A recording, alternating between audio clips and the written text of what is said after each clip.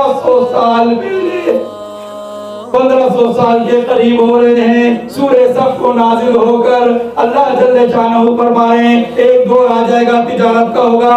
یہ دور تجارت کہیں گے نہیں, آپ کے دوستیاں تجارت پر, آپ کے رشتہ داریاں تجارت پر, آپ کی دشمنیاں تجارت پر, آپ کے ہر محلے سے لے کر آپ پورے کائنات میں پھیل جاؤ. اگر اس کائنات کے عالم میں دو ملکوں کی دوستیاں ہو رہی تو غلط کیا ہے؟ تجارت ہے. سی پیک بننا ہے تجارت ہے, واٹر چینل بننا ہے تو تجارت ہے, سب تجارت ہے. ایسے دور میں اللہ فرما رہے وہ دور ہوگا تجارت کا. اس دور تجارت میں تجارت کے لیے کیا شرط ہے؟